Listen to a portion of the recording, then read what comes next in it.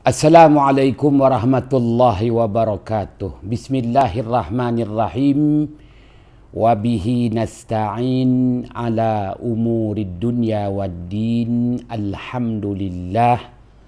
Wassalamun ala ibadihi allazi nastafa amma ba' ashabul fadilah, ustaz, ustazah, hadirin hadirat,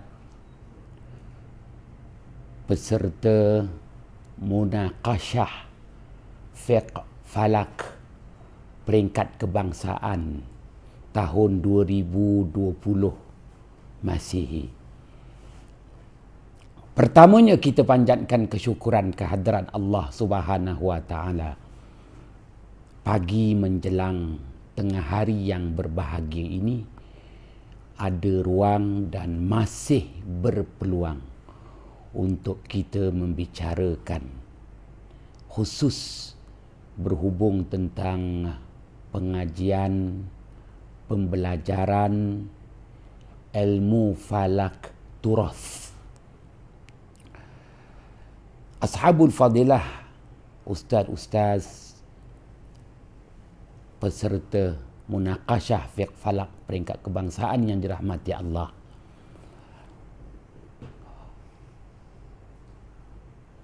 Berdasarkan keterangan-keterangan yang diperolehi daripada tokoh-tokoh ilmuwan Islam yang tersohor lagi masyhur, antaranya Asy-Syaikh Al-Imam Abu Rayhan Al-Biruni, wafat pada tahun 440 Hijrah. Sudah 1000 tahun meninggal pergi. Menulis dalam kitabnya Al-Qanun Al-Mas'udi, menjelaskan kepada kita bagaimana tata cara dalam membuat pemerhatian, cerapan, hitungan terhadap jirim-jirim langit, matahari, bulan, al-kawakib, planet-planet. Begitu juga seorang tokoh yang lebih awal daripada Asy-Syaikh Al-Imam Abu Rayhan Al-Biruni, iaitu Asy-Syaikh Al-Imam Al-Marzuqi, yang wafat pada tahun 421 Hijrah, membentangkan kepada dunia Islam istilah-istilah yang berkait rapat tentang ilmu hay'ah, dan pecahan daripada ilmu hay'ah itu adalah ilmu falak. Dalam kitabnya Al-Azminatu Wal-Amkinatu. Begitu juga beberapa tokoh yang meneruskan bidang ilmu falak turas ini.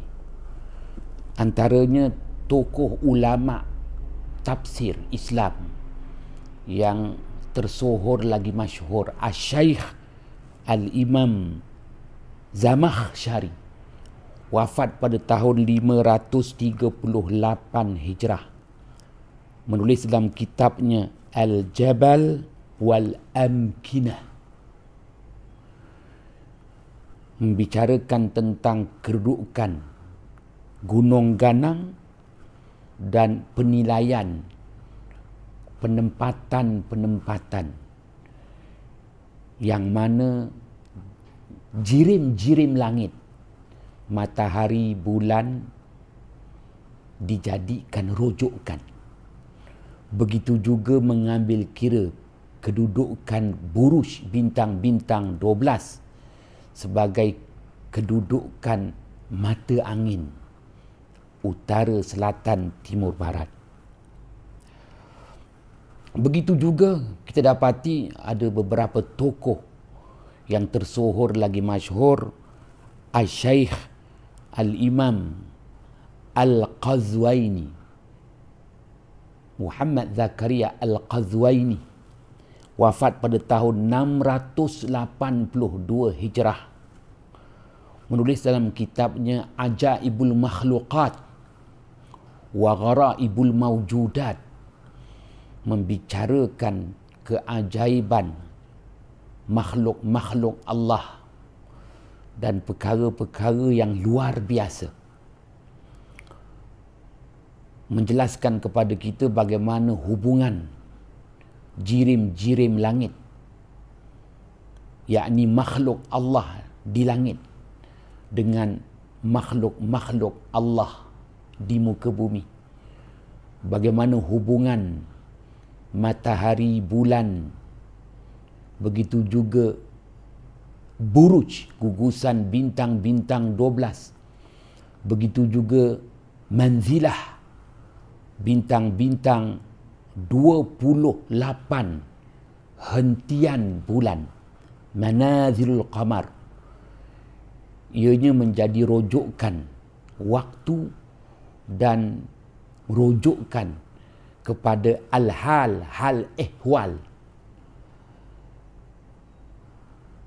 dan al-ma'al, dapatan perolehan di alam tumbuhan, di alam haiwan, di alam manusia, alam daratan, alam lautan.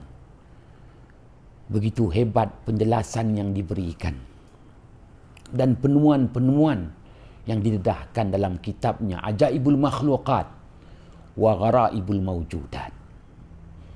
Begitu juga beberapa tokoh yang lain, antaranya Al-Syaikh Al-Imam Syihabuddin yang wafat pada tahun 733 Hijrah, melalui penulisan dalam kitabnya yang panjang lebar, Nihayatul Arab fi Fununil Adab, menjelaskan kepada kita istilah-istilah dalam ilmu hay'ah, dan pecahan daripada ilmu hay'ah itu adalah ilmu falak, dan mengemukakan bagaimana jirim-jirim langit, matahari, bulan, begitu juga jisim-jisim langit, gugusan bintang-bintang 12, al-buruj, dan bintang-bintang yang meletakkan kedudukan hentian bulan, manzilah bulan.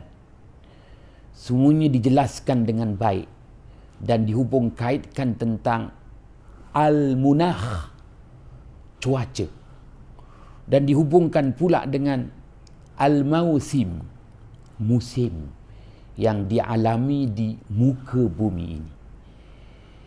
Ashabul fadilah, ustaz, ustazah, peserta-peserta munaqasyah fiqh falak peringkat kebangsaan tahun 2020 yang dirahmati Allah, pada pertemuan kali ini izinkan saya untuk memetik mutiara-mutiara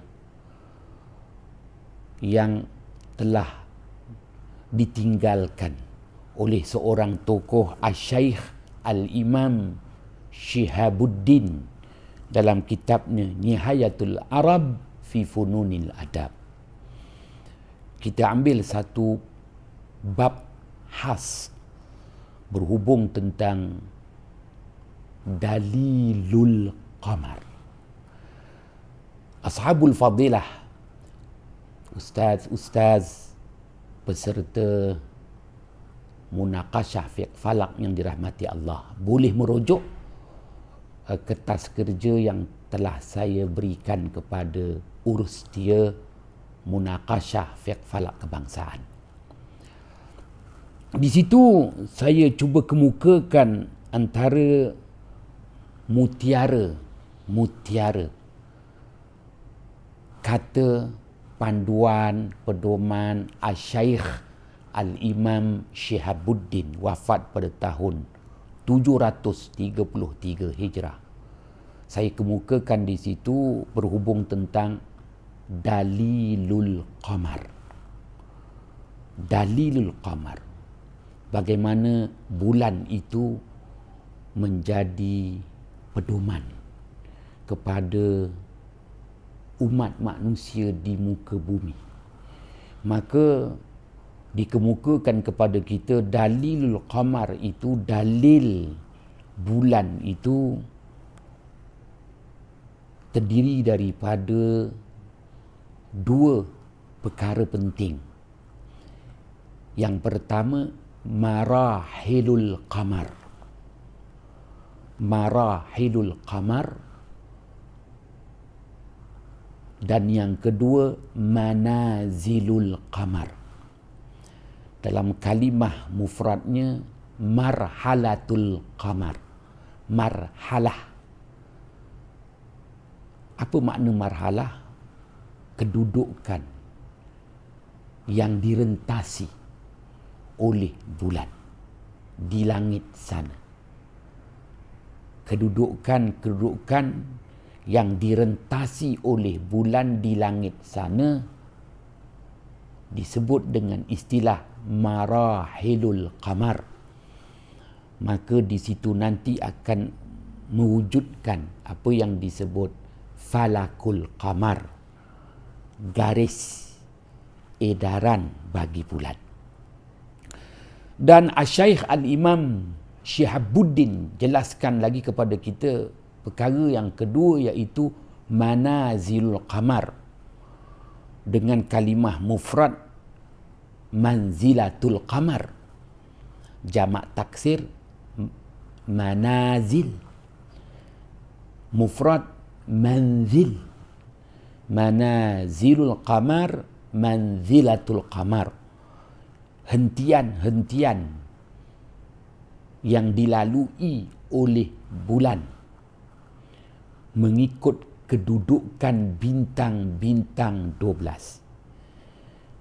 Manzilah tu maknanya hentian. Hentian bulan berdasarkan kedudukan bintang-bintang 12 Al-Buruj.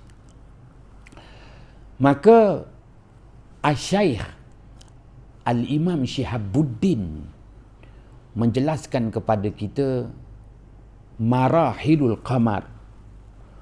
Yang boleh kita jelaskan marahilul qamar ni yang biasa kita gunakan dalam istilah astronomi disebut fasa-fasa bulan. Fasa-fasa bulan, marahilul qamar. Marhalatul qamar. Baik, fasa-fasa bulan, marahilul qamar ini dijelaskan kepada kita, diiktibarkan kepada dua.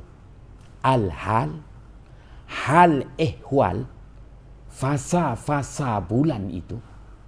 Dan yang kedua, al-ma'al, dapatan perolehan daripada fasa-fasa bulan. Jadi fasa-fasa bulan yang disebut dengan istilah marahilul qamar itu akan memberi kepada kita dua nilai. Fasa bulan itu memberi nilai yang pertama, al-hal, hal ehwal bulan, dan fasa-fasa bulan itu akan memberi nilai kepada kita al-ma'al, dapatan perolehan daripada bulan mengikut kedudukan bulan itu sendiri.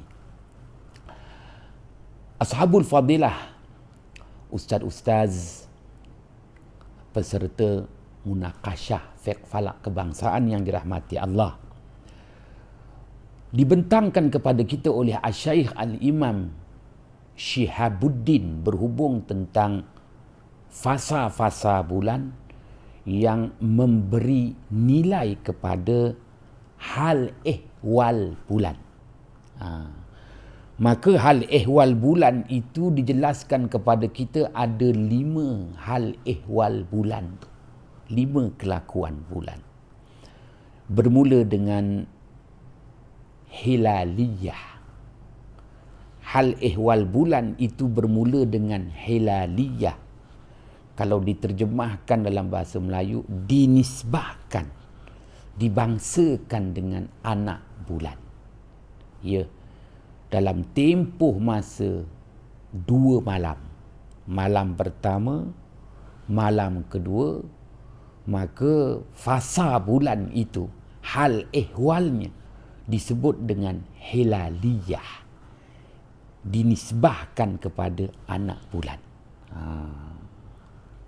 Baik. Begitulah selanjutnya malam ketiga sudah pasti ada penambahan tasyakul, bentuk, tasawur, rupa dan nur anwar, penambahan nilai cahaya bulan itu sendiri. Hinggalah kepada fasa yang kedua yang disebut sebagai marahil qamar. Fasa bulan yang kedua disebut dengan istilah tarbi'ul awal. Tarbi'ul awal, sukuan yang pertama, yang sedia kita maklumi, maknanya pada malam yang ketujuh.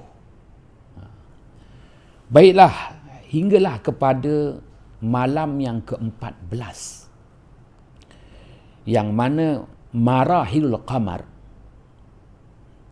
fasa bulan pada ketika itu disebut al-istiqbal.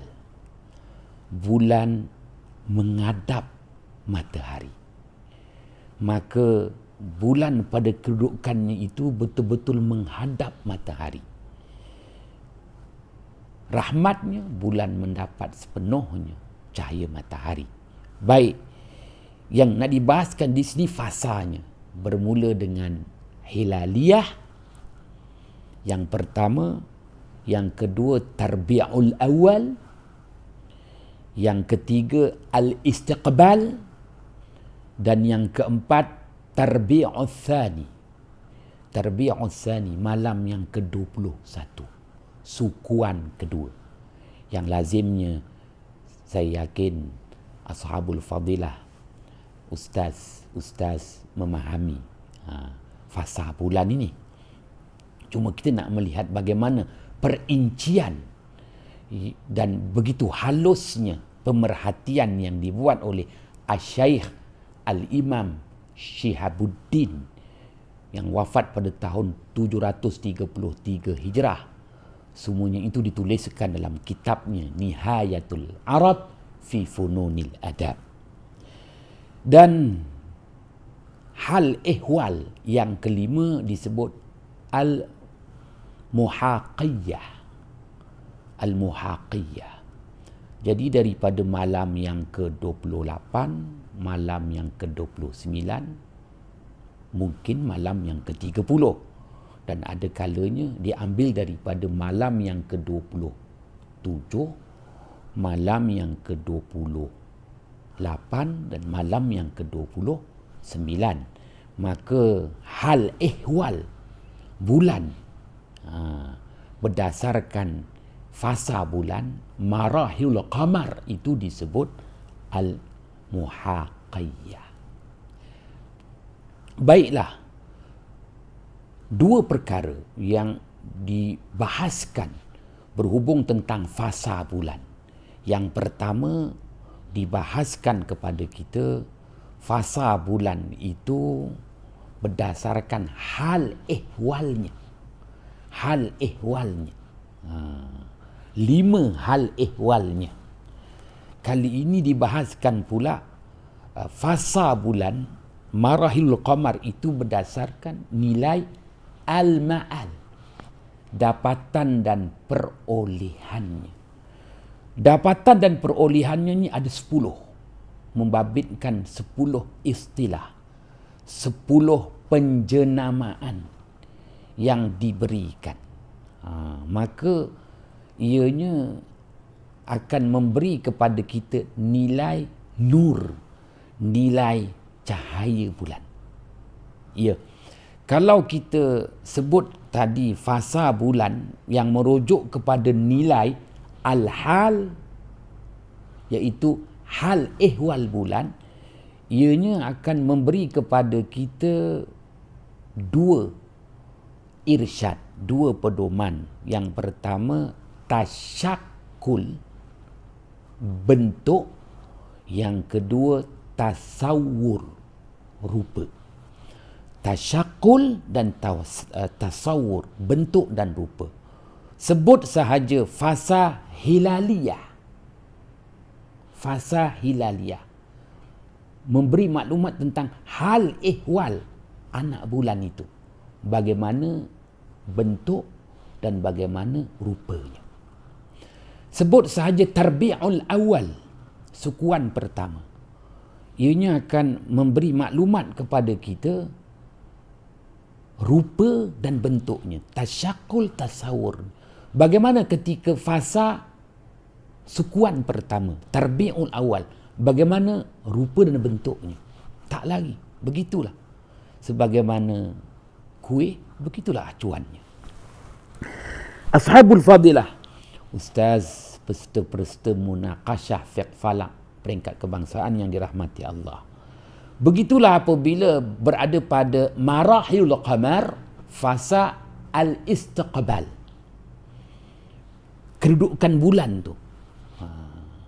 Maka kita faham bagaimana bentuk dan rupanya, tasyakul dan tasawurnya. Kenapa penuh begitu? Kerana dia betul-betul menghadap, berhadapan dengan matahari.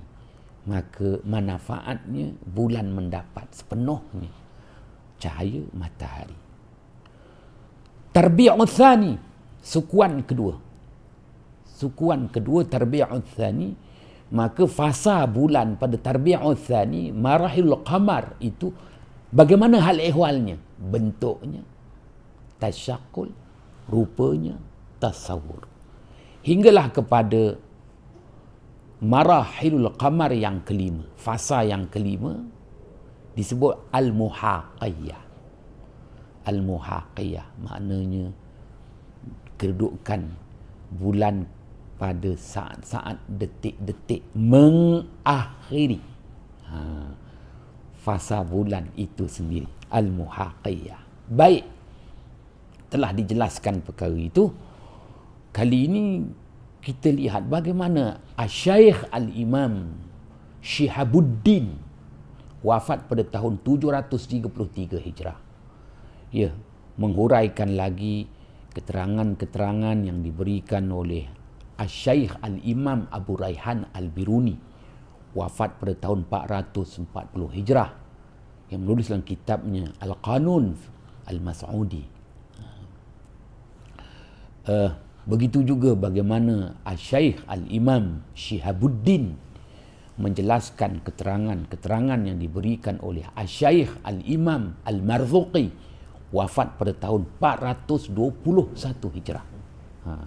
Berhubung tentang Al-Ma'al, perkara yang kedua, Al-Ma'al, dapatan dan perolehan kepada bulan itu sendiri. Dalam marahilul qamar, dalam fasa bulan itu, apa produk bulan itu sendiri. Dalam fasa bulan itu, apa produk bulan. Apa al-ma'al, dapatan perolehan bulan. Maka di situ dinyatakan ada 10 dapatan, 10 perolehan, dengan diberikan nama-nama khas kepadanya. Jadi ashabul fadilah, ustaz, peserta-peserta munaqasyah fiqh falak boleh melihat terjemahan yang saya berikan berdasarkan kertas yang tak berapa sangat yang saya mampu typekan dalam tulisan Jawi itu. Kalau yang tak faham bolehlah menghubungi dengan saya. Baik, maka kita dapati bahawa ada di situ 10 dapatan perolehan daripada fasa bulan itu sendiri. 3 malam pertama kalau disebut dalam hal ihwal bulan yang bermula dengan hilaliyah, maka dapatannya adalah nilai cahaya. Nur, nilai cahaya. Nilai cahaya balikkan. Berbeza dengan matahari. Nilai cahayanya cahaya pancaran. Yang Allah sebut dalam surah Yunus. Huwallazi ja'ala asy-syamsa dhiya'a wal qamara nura. Dialah Allah yang menjadikan matahari itu cahayanya memancar. Dan dialah Allah yang menjadikan bulan itu cahayanya bersinar. Cahaya memancar itu pada matahari kerana itu adalah asal cahaya, sumber cahaya. Berbeza dengan bulan, cahayanya bersinar kerana dia hanya menerima cahaya, mendapat cahaya, meraih cahaya, kemudian membalikkan semula cahaya, memantulkan semula cahaya. Pantulan cahaya bulan itu menghasilkan sinaran cahaya. Sinaran cahaya itu yang dinilai, maka sinaran cahaya itu disebut nur. Maka 3 malam pertama setiap bulan, tak kiralah bulan Muharram, bulan Safar, Rabiul Awal, bulan Syawal, 3 malam pertama itu nilai cahayanya disebut dengan istilah ghurarun. Ghurarun. Nilai cahayanya disebut dengan ghurarun. Jadi ghurarun membawa erti nilai cahaya itu nilai cahaya yang halus. Nilai cahayanya yang begitu halus, lagi nipis. Ghurarun. Baik. Manakala al-ma'al, dapatan perolehan daripada cahaya bulan pada malam yang ketiga, keempat,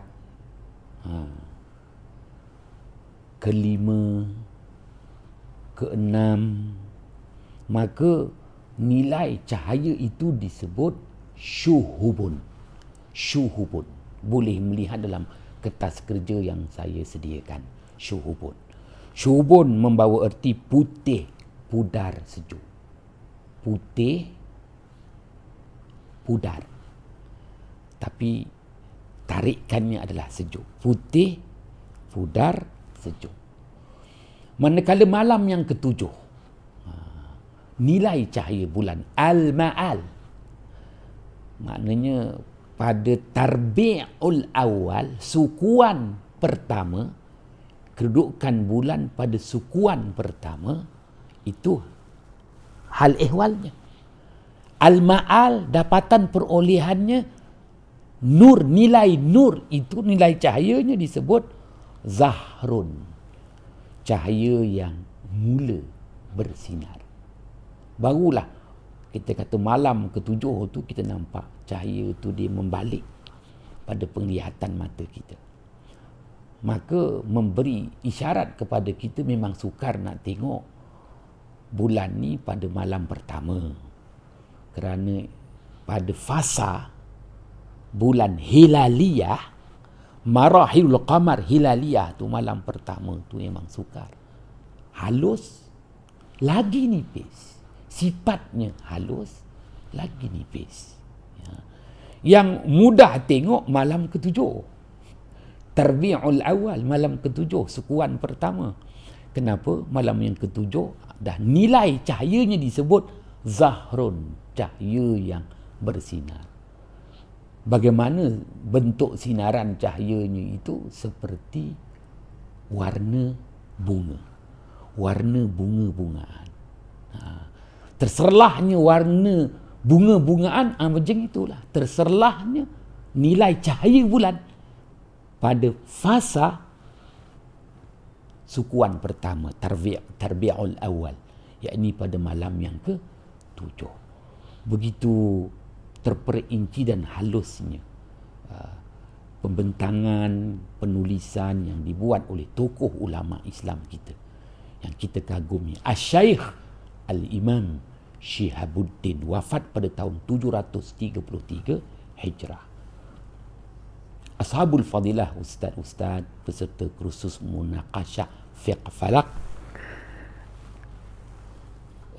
kalau kita perhatikan lagi pada disebut malam yang ke-8, yang ke-9, yang ke-10, yang ke-11, maka al-ma'al, dapatan perolehan daripada bulan itu, nilai cahayanya disebut bahrun.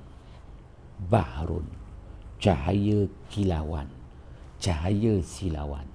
Maknanya kalau malam ke-10, malam ke-10, malam ke-11, ambillah malam ke-10, malam ke-11 tu, kalau kita tengok wajah bulan silau, cahaya pencahayaan bulan itu, dia punya pantulan cahaya dia tu silau dan membentuk kilau, silau pada penglihatan mata dan berkilauan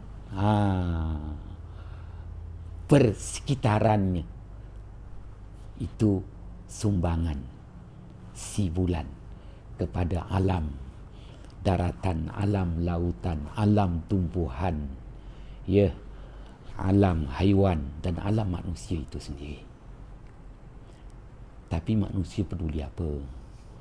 Kerana manusia yang penting silauan kilauan daripada ATM, Maybank, dicocok termuntah. Itu yang diharapkan. Yang lain tak bersilau untuknya. Ya, dan selanjutnya pada apa yang disebut al-ma'al yang kelima, di 10 al-ma'al, 10 dapatan perolehan bagi bulan itu sendiri yang dinilai pada nilai cahaya bulan itu pada malam 12, malam 13, malam 12, malam 13,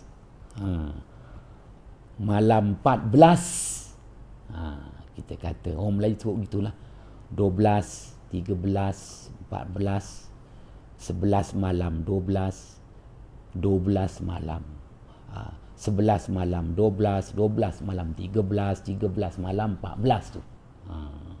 Maka nilai cahayanya disebut bidun, bid, ayyamul bid, hari-hari putih. Baru kita nampak cahayanya putih. Kalau putih ni sukar nak dilihat dengan mata. Kalau sebelum itu dia silau, kadar silauannya bertambah. Maka dah tak nampak kekuningan cahaya. Bukan kuning, tapi putih. Bid, ayyamul bid, malam-malam putih. Sunat berpuasa di sebelah siang harinya. Ashabul Fadilah, ustaz peserta munaqasyah fiqh falak kebangsaan yang dirahmati Allah.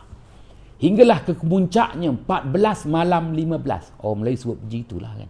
14 malam 15, maka nilai cahayanya al-badar.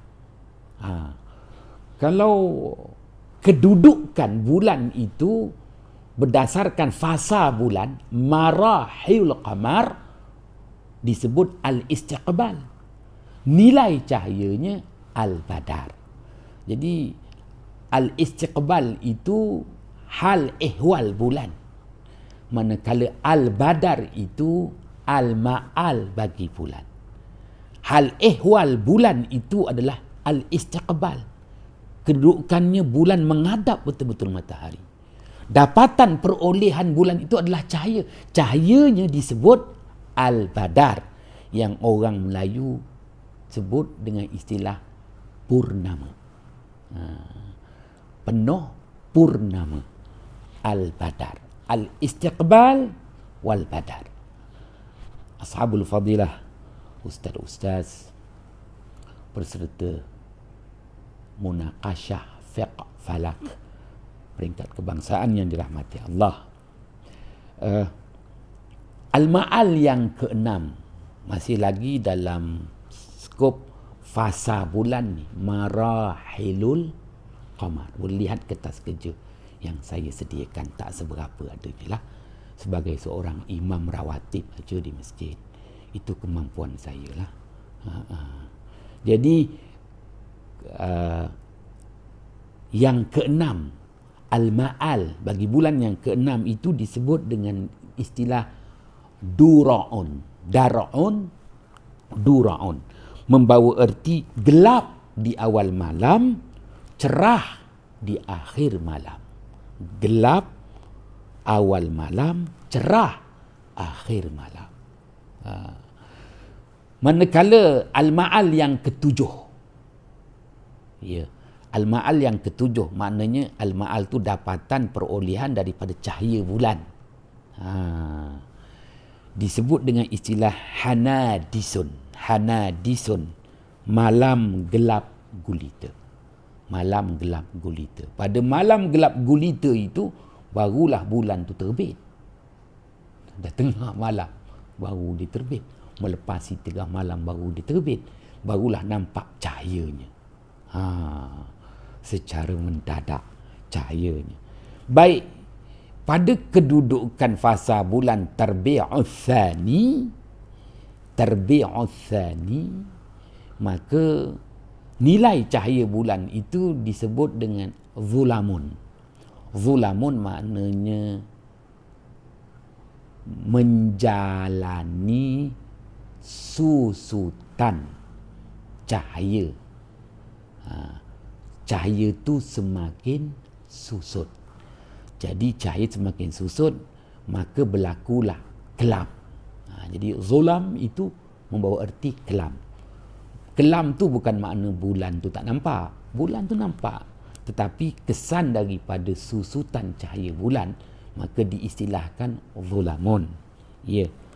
Manakala al-ma'al yang ke-9 di 10, nilai cahaya bulan itu ada 10. Nilai cahaya bulan tu 10. Yang ke-8 zulamun, yang ke-9 dadun. Dadun itu susutan, susut, mengecut, sebagaimana mengecutnya ulat. Susut, mengecut. Kalau zulamun itu disusut, ini susut dan mengecut. Memang ketaralah perubahan pada nilai cahaya bulan itu sendiri, nur bulan itu. Dan yang ke-10 disebut al-barra. Al-barra. Al-barra ini maknanya dah tak kelihatan lagi cahaya bulan tu. Bila cahaya bulan tak kelihatan? Bulan tak kelihatan pada malam yang ke-29. Jadi dengan kata lain, dapat kita melihat bulan ini 28 malam. Hari yang ke-29 tu al-barra, dia sudah bebas, tiada lagi meraih, memperoleh cahaya matahari. Kedudukannya al-ijtima'. Ijtama'a yajtami'u ijtima'. Menerima himpun, berhimpun sama. Matahari, bulan, begitu juga bumi. Yang diistilahkan ijtima' ini menurut istilah yang disebut amrun iktibari. Perkara yang kita iktibarkan saja. Allah juga yang maha mengetahui. Baiklah, pada 3 malam terakhir itu, sama ada kita ambil 27, 28, 29, atau kita ambil lagi pada 28, 29, 30. Maka malam yang ke-27 itu disebut ad-du'ja. Malam yang ke-28 itu disebut ad-duhma. Dan malam yang ke-29 disebut al-barra. Kiranya kita ambil daripada 27. 27 itu Ad-Du'ja, 28 Ad-Duhma, 29 Al-Barra. Mungkin juga daripada malam yang ke-28. 28 itu Ad-Du'ja, Ad-Duhma, 29 dan 30 Al-Barra.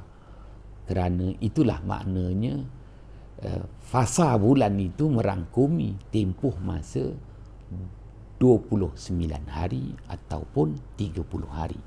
Lengkaplah satu haul bagi bulan itu sendiri. Hadirin yang dirahmati Allah, maka yang dibahaskan tadi itu merupakan marahilul qamar. Dan Asy-Syaikh Al-Imam Syihabuddin menjelaskan bahawa dalilul qamar itu, dalil daripada bulan itu dua perkara. Yang pertama marahilul qamar, fasa bulan.